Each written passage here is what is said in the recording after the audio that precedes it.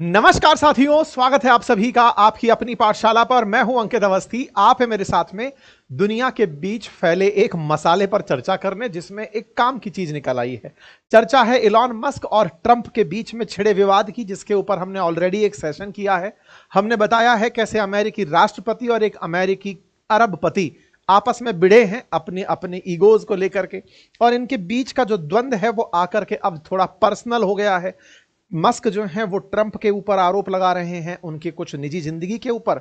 वहीं ट्रंप दूसरी तरफ उनके व्यापार को नुकसान पहुंचाने का हर संभव धमकी दे रहे हैं कि हम तुम्हारे कॉन्ट्रैक्ट्स खत्म करा देंगे, हम तुम्हारे साथ में जांच बिठवा देंगे, तमाम प्रकार की जो तुम्हें सब्सिडीज दी गई हैं वो रुकवा देंगे। इस तरह से दोनों में से दिन की जिनकी जो जो चीजें टच की जा सकती हैं, एक अगर राष्ट्रपति के लिए इमेज बड़ी चीज होती है तो मस्क द्वारा ट्रंप की इमेज को नुकसान पहुंचाया जा रहा है, और व्यापारी के लिए व्यापार तो ट्रंप द्वारा मस्क के व्यापार को मतलब चुनौती दी जा रही है। खैर, इस बीच में इनका भिड़ना और भारत के द्वारा मस्क पर हाथ रखना, यानी मस्क को मस्का लगाना, लगभग एक साथ हो गया है। असल में एलन मस्क को भारत से इजाजत मिल गई ऐसे समय पर जिस समय पर इन्हें ट्रंप के साथ आमना सामना करना पड़ रहा है। ये बिल्कुल वैसे ही है जैसे जैसे अमेरिका ने हाल ही के समय में भारत पाकिस्तान के बीच में पाकिस्तान को सहला दिया था। अमेरिका ने भारत और पाकिस्तान के बीच में ऑपरेशन सिंदूर के बाद जो मचा रायता फैला था, उसको अमेरिका ने जिस तरह से पाकिस्तान के सर पर हाथ रखेगा ना, और मेरा बच्चा, बस इतने में वो ढुड़क गया कि हाँ साहब, हम तो बस आपके टॉमी हैं। भारत ने कुछ वैसा ही दाव खेला है। स्टारलिंक के लिए इलॉन मस्क भारत से लंबे समय से परमिशन चाह रहे थे कि भाई साहब, मुझे आपके देश में सैटेलाइट इंटरनेट सेवा चालू करने की इजाजत दे दो। लंबे समय से, इतिहास बताएंगे, कम से कम 4 साल हो चुके हैं इनको लगातार प्रयास करते हुए कि दे दो भाई, इजाजत दे दो, परमिशन दे दो। और भारत ने परमिशन कब दी? जब 29 तारीख को इन महाशय ने पिछले महीने अपने पद से इस्तीफा दे दिया डॉजी डिपार्टमेंट से, ट्रंप से तलाक की आधिकारिक घोषणा कर दी। 3 तारीख को, 4 तारीख को हम सूचना देते हैं कि सुनिए, आपको इजाजत मिल रही है भारत में आने की। मतलब ये कुछ ऐसा दाव था जिसको देख करके यही कहा जा सकता है कि भारत ने शतरंज खेल का अगर आविष्कार किया है तो शायद ये खेलना भी जानता है, पासे भी अपने तरीके से चलना जानता है। ऐसे में ट्रंप के अगेंस्ट एलॉन मस्क को इस तरह स्टारलिंक सर्विसेज की इजाजत देकर क्या भारत ने ट्रंप का गुस्सा और मोल ले लिया है, या फिर अपने पक्ष में उनका एक प्यादा कर लिया है, या कहिए तो उनका वजीर कर लिया है? अब जो भी आप माने, इलॉन मस्क को फिलहाल इस व्यक्ति को इन्होंने अपनी तरफ कर लिया है, यह कहा जा सकता है। सुर्खियां बनती हैं कि मस्क के स्टार लिंक को भारत में सरकार की तरफ से फाइनल अप्रूवल मिल गया है, और ऐसे में ये अपनी सैटेलाइट से दी जाने वाली इंटरनेट सर्विसेज को भारत में सही से चला पाएगा। हेडलाइंस बनती हैं, Musk Trump fall out, India gives licence to Starlink. ये दाव खेलने की जो अद्भुत कला भारत ने देखी है, इस अद्भुत कला में भारत के जो यूजर्स हैं वो तो इस बात पर ही विचार कर रहे हैं कि अल्टीमेटली स्टारलिंक कितने का हमें मिलेगा, लेकिन ये मिलेगा या नहीं मिलेगा, या इसमें और मामला फैलेगा, ये तो आने वाला समय बताएगा। फिलहाल के लिए आप स्टारलिंक का मंथली प्लान जाने और इसमें आने वाली दुविधाएं जाने, उससे पहले हमारा भी एक प्लान जान लीजिए। History, geography, polity, economy, Hindi और इंग्लिश माध्यम में अगर आप पढ़ना चाहते हैं तो हमारा एप्लीकेशन है अपनी पाठशाला, जिस पर बेहद विस्तृत तरीके से मैंने चारों सब्जेक्ट्स को फॉर यूपीएससी और स्टेट पीसीएस फाउंडेशन के लिहाज से बनाकर रखा है। आप जाकर उसे एनरोल कर सकते हैं, बहुत ही नॉमिनल प्राइस में, साल भर की वैलिडिटी के साथ उपलब्ध है। और जो वहां पढ़ाया जाता है वो हैंड रिटन नोट्स में उपलब्ध है, आप उन्हें घर बैठे मंगा सकते हैं। राजस्थान प्रशासनिक सेवाओं के लिए भी हमारे हैंड रिटन नोट्स उपलब्ध हैं, आप उन्हें घर बैठे मंगा सकते हैं। हमारे नोट्स कुछ इस तरह से हाथ से लिखे हुए उपलब्ध कराए गए हैं। चलिए आगे बढ़ते हैं। तो ऐसे में फिलहाल के लिए खबर है कि इलॉन मस्क की जो सैटेलाइट बेस्ड इंटरनेट सर्विस है, दैट इज स्टारलिंक, उसे भारत में जरूरी लाइसेंस मिल गया है। कई सालों से भारत में शुरू करने की जो सर्विस का प्रयास कर रहा था, अब उसे लास्ट मोमेंट पर जाकर के परमिशन दे दी है। भारत की ये परमिशन बड़ी ही इंटरेस्टिंग है। इसको परमिशन देने से पहले हम भारतीय एयरटेल को परमिशन दे चुके हैं, रिलायंस को परमिशन दे चुके हैं, तीसरे नंबर पर इसे परमिशन दिया गया है। आप देख सकते हैं 2023 में वन वेब यानी कि भारतीय एयरटेल को परमिशन मिली, रिलायंस को 2024 में मिली और इनको 2025 में मिली है।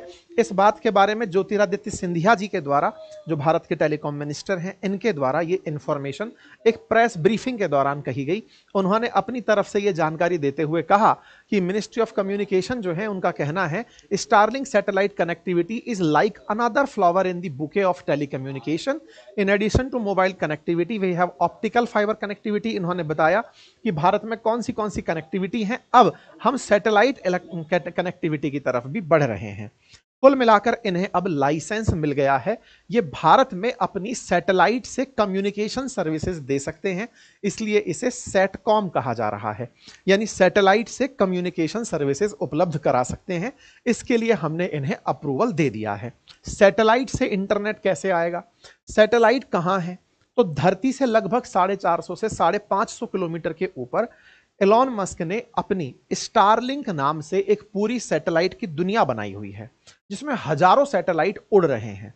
उन सैटेलाइट्स के माध्यम से इंटरनेट दुनिया के 130 देशों में पहुंच रहा है। भारत फिलहाल यूज भले ही ना कर रहा हो, वो फ्रीक्वेंसी उसकी भारत में उपलब्ध है। भारत यूज करे तो यूज कर सकता है। भारत ने इनको रोक लगा रखी है, इनकी डिवाइसेस जिसके माध्यम से इंटरनेट पकड़ा जा सकता है उन्हें रोक रखा है। स्टारलिंक एलॉन मस्क का इस एक प्रोडक्ट है और इस प्रोडक्ट के अंदर इन्होंने बढ़िया तरीके से इंटरनेट सर्विसेज दुनिया के अंदर उपलब्ध कराई हैं। इनकी जो सैटेलाइट बेस्ड जो सर्विसेज हैं वो स्पेस एक्स नाम की कंपनी के अधीन की जाती हैं और इस प्रोजेक्ट को स्टारलिंक कहा जाता है, यानी कि स्टार्स को आपस में कनेक्ट किया हुआ है और ये 20 मिली सेकेंड की लेटेंसी के साथ में 150 एमबीपीएस से बढ़िया स्पीड उपलब्ध कराने के लिए सज्ज है। 30 मई तक इनके पास 7,556 सैटेलाइट अंतरिक्ष में इनके उड़ रहे हैं, जिनका उद्देश्य है दुनिया को बेहतरीन इंटरनेट कनेक्टिविटी उपलब्ध कराना। अपेक्षा करते हैं कि ये 12,000 सैटेलाइट्स के माध्यम से दुनिया को सूचनाएं पहुंचाएंगे। सूचनाएं जाती कैसे हैं? जैसे मान लीजिए ग्राउंड स्टेशन पर सूचना को दिया गया, वो फॉरवर्ड अपलिंक से सैटेलाइट तक जाएगी, सैटेलाइट से यूजर टर्मिनल जो एक तरह का रिसीवर एंड लगा हुआ है घर पर, वहां तक पहुंचेगी। मतलब कुछ इस तरह से अर्थ से सैटेलाइट तक चीज पहुंची और सैटेलाइट से इस रिसीवर तक जानकारी पहुंचती है। तो सैटेलाइट और अर्थ के बीच में एक तरह से यह समझिए कि आपने अगर कभी बचपन में वो शीशे से खेल खेला हो कि रोशनी दिखाते थे किसी चीज को, फिर वहां से रिफ्लेक्ट होकर दूसरी जगह जाती थी, कुछ वैसा ही है। सूचना को यहां से अपलोड किया गया, अपवर्ड फॉरवर्ड लिंकेजेस कहा किया गया, कहां गया? तो अंतरिक्ष में बैठी किसी सैटेलाइट पर गया, वहां सैटेलाइट से उसे एक तरह का और आगे की तरफ का रास्ता मिला और वो जाकर के फिर सैटेलाइट ने उसे जिस व्यक्ति तक पहुंचाना था, जिस राउटर तक पहुंचाना था, वहां पहुंचा दिया। यह काम कुल मिलाकर हो रहा है। इसमें हाई स्पीड इंटरनेट पहुंचाया जा सकता है।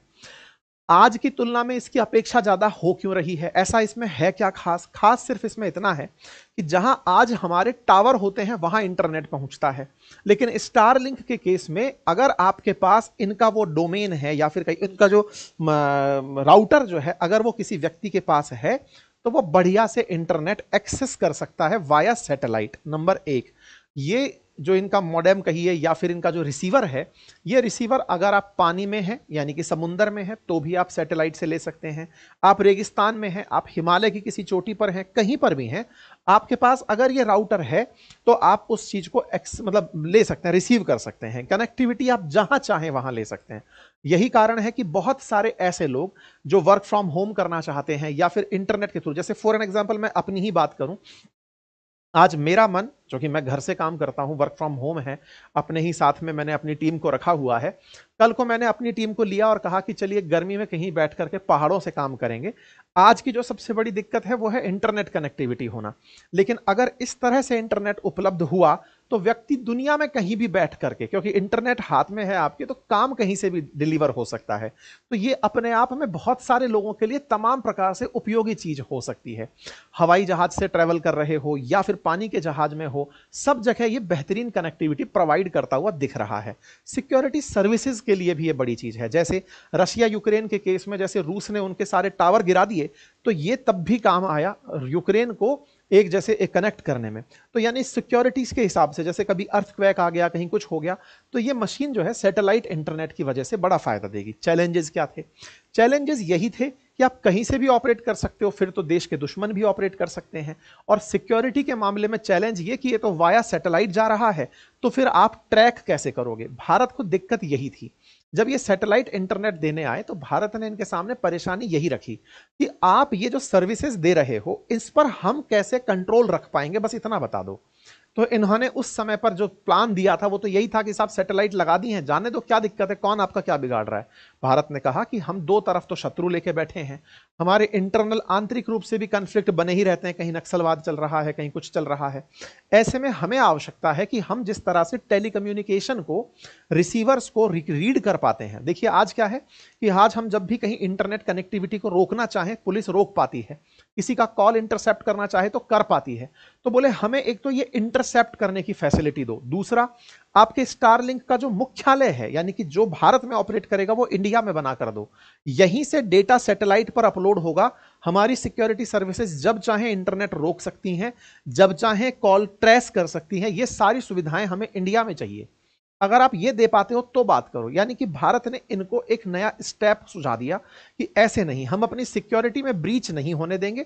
क्यों? क्योंकि अभी रिसेंटली इजराइल गाजा के केस में इजराइल इनके ऊपर नाराज था कि तुम कहीं भी उपलब्ध करा दे रहे हो, इनका डोमेन लेकर कोई कहीं भी घूम रहा है। अभी रिसेंट डेज में देखा भी गया ना, भारत के अंदर जो मणिपुर का जो मामला चल रहा है, उसमें मणिपुर बॉर्डर एरिया में म्यांमार के साइड से इंटरनेट इन्हीं सर्विसेज की वजह से यूज हुआ है। और रिसेंटली क्या हुआ है ना, हमारे पड़ोसी मुल्क बांग्लादेश ने स्टारलिंक को परमिशन दे दी है। क्यों? क्योंकि उन्हें पता है कि उनके तो कोई दिक्कत है नहीं, उनको कौन बर्बाद करने जाएगा। वहां से इन्फिल्ट्रेटर्स इंडिया में घुस अगर आए तो इंडिया के बॉर्डर एरियाज में बहुत सारी दिक्कतें खड़ी कर सकते हैं। तो कुल मिलाकर के इनकी सर्विसेज के साथ चुनौतियां बहुत सारी थी। और जब हमारे पड़ोसी देश में इस तरह की सर्विसेज शुरू हो जाए तो भारत के लिए अपने आप में एक चिंता का विषय है। इन्होंने मात्र 2-3 महीने के भीतर भीतर ही परमिशन दे दा करके स्टारलिंक को चालू करवा दिया। भाई साहब, इन्होंने तो 20 मई के दिन स्टारलिंक शुरू करवा दिया कि चालू हो गया। इसलिए भारत को अब सोचना पड़ रहा है कि हमें शुरू तो करना पड़ेगा, लेकिन इनको साथ लेकर करना पड़ेगा कि भाई हमें बताओ हमारी सुरक्षा में तुम किस तरह से काम कर सकते हो। ये तो अदरवाइज बहुत पहले ही निकल लिए थे। अगर आप 2021 में देखें तो ये तो पहले से ही प्री बुकिंग करके इंटरनेट सर्विस बेचने निकल पड़े थे कि हाँ भाई ले लो, जहां जहां टावर आ रहा है ले लो, सब ले लो। भारत ने लेकिन तुरंत प्रभाव से इसको रोका कि भाई बिना लाइसेंस के आप काम नहीं कर सकते, इंडिया में पहले लाइसेंस लो तब जाके काम करना। एलॉन मस्क की कंपनी को वापस अपने डब्बे लेने पड़े। ये तो एडवांस बुकिंग चालू कर दिए थे, भारत से बिना पूछे डब्बा बेचना शुरू कर दिए थे। ले जाओ, इंटरनेट तो मैंने पूरे दुनिया में उपलब्ध करा दिया है। भारत ने खुद से पहले 5G सर्विसेज उपलब्ध कराई और साथ साथ ये तय किया कि भैया बिना लाइसेंस के आप लोगों को हम परमिशन नहीं देंगे। इस बीच में एलॉन मस्क प्रधानमंत्री मोदी से मिले भी थे, हालांकि तब तक ट्रंप का शासन नहीं आया था। भारत ने अपनी तरफ से अपनी परेशानियां बताई कि देखो हम आपको स्थितियां मजबूत करके दे देंगे, आपको करना है काम करो, लेकिन इससे पहले आपको हमसे लाइसेंस लेना पड़ेगा। ऑलरेडी जो हमारे देश में स्पेक्ट्रम खरीद के, क्योंकि जो हमारे देश की ऑलरेडी कंपनियां वो $20 बिलियन तक इन्वेस्ट कर चुकी हैं टेलीकॉम सेक्टर के अंदर, आप अचानक आए, सस्ते में माल बेचे और लेके निकल गए तो उनका तो मामला ही फैल जाएगा। तो हम अपनी कंपनियों को कैसे बचाएंगे? तो आप पहले कोई ऐसा प्लान लेकर आओ जिससे आप उनके साथ आ सको, वो आपकी वजह से इनसिक्योर फील ना करें जो हमारे देश की ऑलरेडी कंपनियां हैं। यही कारण है कि स्टारलिंक ने भारतीय एयरटेल के साथ और रिलायंस के साथ, दोनों के साथ टाई अप किया है कि भैया माल तुम ही लोग बेचना हमारा, क्योंकि हम तुम दोनों की वजह से ही एंट्री कर पाएंगे, अदरवाइज तुम खफा हो गए तो हमारा कुछ भी नहीं चल पाएगा। तो इस तरह से भारत ने इनको पूरी तरह से परमिशन दी और कहा कि हम तुम्हें परमिशन दे रहे हैं, इन प्रिंसिपल अप्रूवल है, तुम अपना काम शुरू कर पाओगे और फाइनल तुम्हें लाइसेंस भी दे रहे हैं, काम करोगे, लेकिन इस पूरे काम के लिए हमारी शर्तों को तुम्हें सोचना होगा। तो भारत की शर्तें थी और भारत की शर्तों को एलॉन मस्क ने माना और मानने के बाद भारत ने 3 सर्विस शर्तें मनवाई। पहला, इंटरनेट सेवा बंद करने का कंट्रोल सेंटर भारत में बनाओगे। दूसरा, सुरक्षा एजेंसी कॉल इंटरसेप्ट करने की इजाजत हो कि उनको कॉल इंटरसेप्ट जब करना हो वो कर सकें। और सैटेलाइट के जरिए अगर कहीं विदेश में कॉल किया जा रहा है तो पहले स्टारलिंक के गेटवे पर उसे लाना होगा, इसके बाद टेलीकॉम ऑपरेटर उसे विदेश में फॉरवर्ड कर सकेंगे। ऐसा नहीं कि उठाए और टिका दिए, ऐसा नहीं, पहले आपको हमें बताना होगा और इसके लिए बकायदा इनसे अपने परमिशन लेटर मांगा कि बताओ कैसे कैसे तुम हमसे क्या क्या चाहते हो। कुल मिलाकर के सारी टेलीकम्युनिकेशन की जो आवश्यक चीजें हैं वो इनसे मांगी गई, शर्तें पूरी कराई गई, तब जाके परमिशन दी गई। ये परमिशन मिलने ही वाली थी, इस बीच में ये दोनों लोग उड़ल लिए। कौन कौन? कल हमने इस पर सेशन भी किया था, ट्रंप और मस्क के भिड़ने पर पूरी रामायण खोल के रख दिया इनकी कि इनके बीच में कलेश क्या चल रहा है। इनके पूरे इतिहास के पन्ने निकाल करके रख दिए हैं कि किस तरह से पहले प्रेमी हुए और आज एक दूसरे के शत्रु बन गए।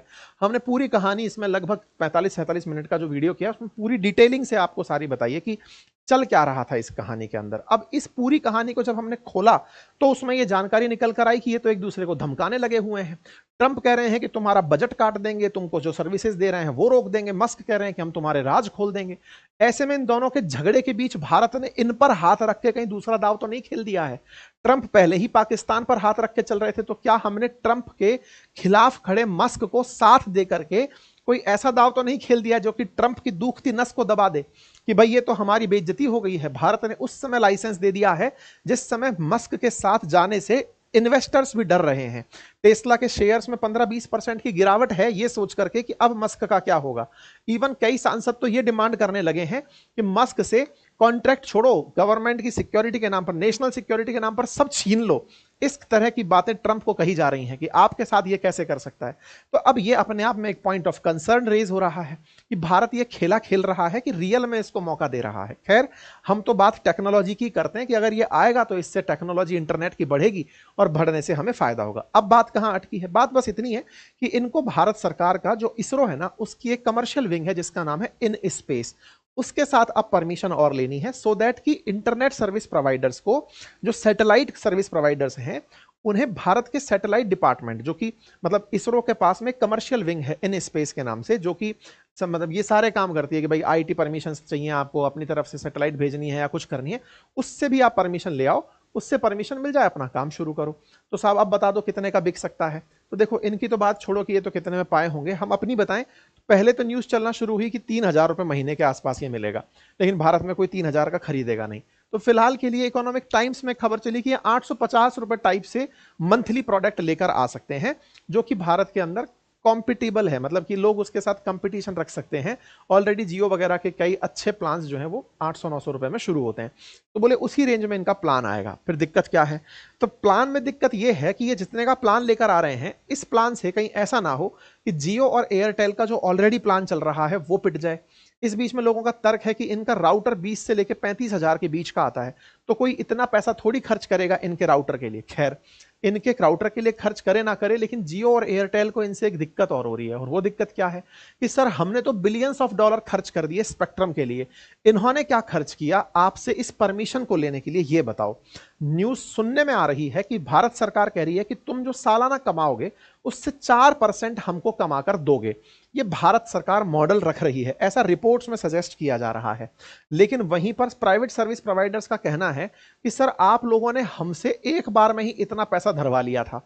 अब एक सैटेलाइट सर्विस प्रोवाइडर आता है जिसको आप बना बनाया बाजार देते हैं, हमने पूरा माहौल बनाया है, पैसे का बाजार आप उसको देते हैं और आप उसको बिना स्पेक्ट्रम लाइसेंस के थ्रू एंट्री करा देते हैं।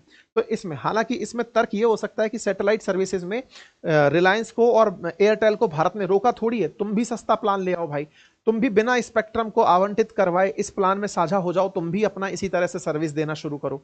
लेकिन वहीं कहीं ना कहीं ये सवाल तो रहेगा ही, इनसिक्योरिटी तो रहेगी ही। रिलायंस ने जिस तरह से पहले से बैठे बिठाए कई कंपनियों को उखाड़ फेंका था, बीएसएनएल को लगभग बर्बादी के कगार तक पहुंचा दिया था जियो ने, बिल्कुल वैसे ही अब हो सकता है एलॉन मस्क उनके लिए चुनौती बने। हालांकि इन लोगों ने ऑलरेडी टाई अप कर लिया है, मतलब स्टारलिंक के साथ एयरटेल टाई अप कर चुका है, स्टारलिंक के साथ रिलायंस टाई अप कर चुका है कि हाँ भाई हमको सर्विसेज इंडिया में कैसे कैसे डिस्ट्रीब्यूट करनी है। पर जो भी हो, कुल मिलाकर खेल सारा पैसे का है भाई, और पूरी देश के अंदर इतनी बड़ी आबादी को सर्व करने के लिए 3 कंपनियां अगर उपलब्ध हो रही हैं तो ये जैसे चाहेंगी प्राइस रखेंगी, जिसके साथ चाहेंगी जो डील करेंगी। भारत सरकार क्या करती है ये उसके हाथ में है। बाकी आप इस विषय पर क्या सोचते हैं, अपनी राय कमेंट बॉक्स में जरूर रखें। क्या भारत ने ये सही किया मस्क को इस समय परमिशन देकर के, या फिर ये तो सिस्टम का पार्ट था, होना ही था, हमें नहीं पता था, बस ऐसे समय पे परमिशन देनी है और हमने दे दी। आपकी जो भी राय हो कमेंट बॉक्स में जरूर रखिएगा। फिलहाल के लिए इतना ही। जानकारी पसंद आए तो साथियों से अवश्य साझा करें। और बात हो ट्रंप की, तो ट्रंप अभी भी मस्क से खिजाए तो पड़े हैं, लेकिन खुलकर कुछ नहीं बोल पा रहे हैं। वो हर चीज में बचना चाह रहे हैं मस्क के ऊपर कुछ बोलने से, क्योंकि मस्क कंट्रोल करते हैं पूरे ट्विटर को और इनके खिलाफ पूरा मोमेंटम चला देंगे। फिलहाल के लिए इनकी तरफ से इतना ही अपडेट है। ठीक है साहब, थैंक यू सो मच।